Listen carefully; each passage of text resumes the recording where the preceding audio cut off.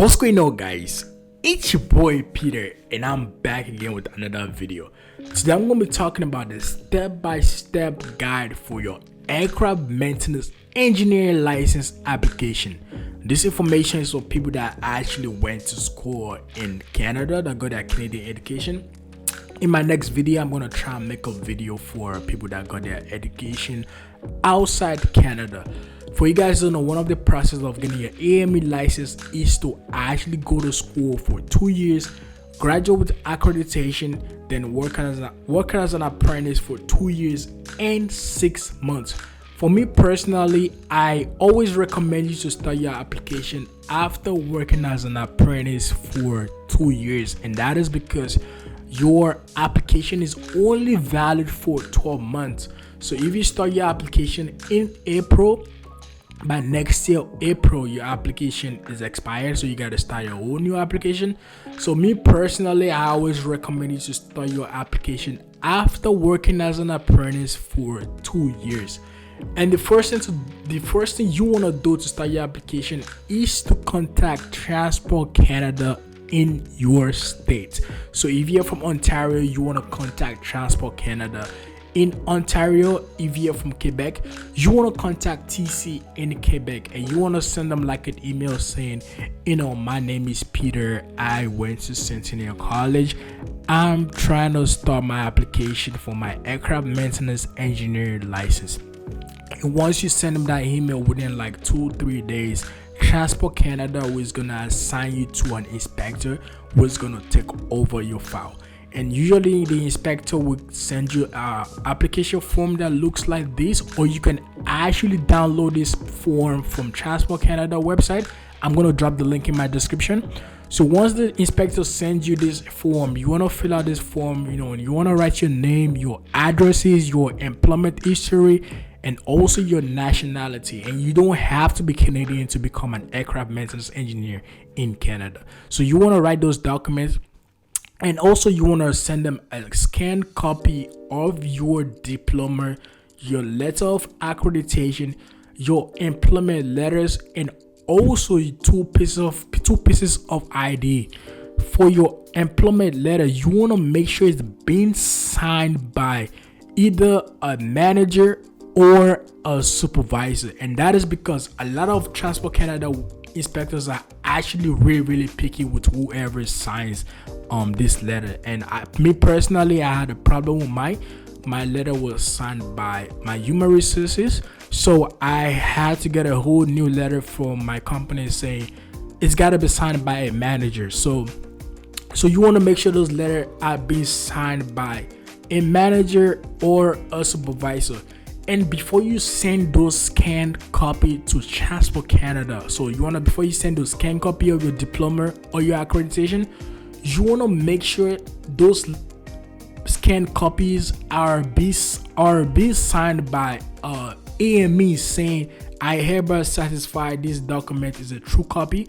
That means it belongs to you, because a lot of people have actually lied in their application, sending Transport Canada a lot of false information. So now they're really strict with your documents. So before you send those scanned copy, the photocopy, you got to make sure it's being signed by a licensed person saying, this document belongs to Peter. This document belongs to, it belongs to James, or it belongs to John, whoever your name is. You want to make sure it's being signed by a licensed person before you send your documents to your inspector. Once you get all your documents, now you can send it to your inspector. Within like 2-3 days, your inspector is gonna get back to you with 2 really important numbers. You want to make sure you save those numbers, because those numbers you actually need those numbers throughout your application and also in the future. So the first number is your ATS number, and the second number is actually your file number. Your ATS number is like a tracking number for your file, and your file number is actually your license number. So for example, in the future, if you want to update your, let's say, your employment history or your address, before you send your inspector your information, you got to attach those 2 numbers, your ATS number and your file number, so that way they can track your file easily. By the time the Transport Canada get back to you with your ATS number, Usually once they finish their audit with your file, they usually give you the authorization to write your CARS exam. So most inspector actually contact you and give you the authorization to write your CARS exam. And before you can write your CARS exam, you gotta pay for your exam, which is around $110. I'm not sure. I'm gonna drop the link in my description on how much it costs and how to pay for your exam. It's around $110. So once you pay for your exam, then you want to send the receipt to your inspector, tell them like, hey, I just paid for my exam. And before you send your receipt to your inspector, you got to make sure you attach your ATS number and also your file number, so that way you can find your file easily, because those guys are actually dealing with a lot of application, right? So you want to make sure you attach those ATS number and also your file number. So once you get the authorization to write your CARS exam, on your CARS exam day, you want to make sure you take your file, your application form, and also you want to make sure you take two pieces of ID, and also this application that looks like this. Usually they send you like 3 to 5 days before your examination. They send you this for this file. So you want to make sure you take your application. You want to make sure application form. You want to make sure you take 2 pieces of ID and also this application. So once you write your exam, you pass your exam, then you send a picture of the proof that you passed your exam to your inspector. And before you send those proof, you want to make sure you attach your ATS number and also your file number, so that way you can find your file easily. Once you pass the examination, I believe they usually give you a form that looks like this, and so that way you can actually send it to your inspector. It's like a proof that you actually passed your examination. So once you send your proof that you passed your examination to your inspector, within like 2-3 days, just give your inspector a little time. It's gonna get back to you it's gonna tell you to actually send your logbook. And there are 2 ways to actually send your logbook. It's either you go there in person, or you get like a scanned copy of all your logbook. Depends on the inspector, but me personally, I always recommend you to go in person and give your logbook to your inspector, and that is because it's way more faster to get your logbook audit done faster.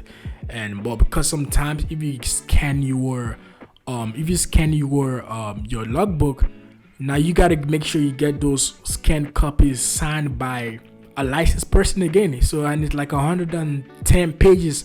You gotta get those scanned copies signed by a licensed person again, saying this is actually your document, right? So for me, that's a long process. I always prefer going in person and dropping your logbook in person, and within like a week or 2 weeks it takes. I think that's the longest process in your aircraft maintenance engineering application. That's the longest process, is the logbook audit. Within like a week they should be done with your audit, and once everything is good, you pass your time, your examination is done, they will give you a temporary license, and within like a month you actually get your actual copy of your license. I try to make this video as fast as possible. I try to give you guys more details, and all the really important information, I'm gonna drop it in my description. I'm gonna drop a link in my description. I appreciate when you guys ask me more questions.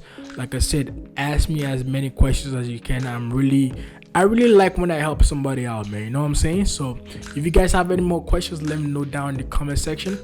And for you guys that are watching and not subscribe, man, show your boy some love, man. You gotta subscribe, man. You know what I'm saying?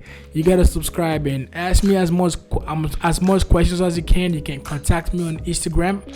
I have 2 Instagram. My personal Instagram, and also I have a page, that I use for aircraft maintenance engineer. So you can contact me on both of them. I'm always gonna reply to you as fast as I can. You know what I'm saying? So you guys have many more questions, let me know down in the comment section, and do not forget to like, share, and subscribe. Love you.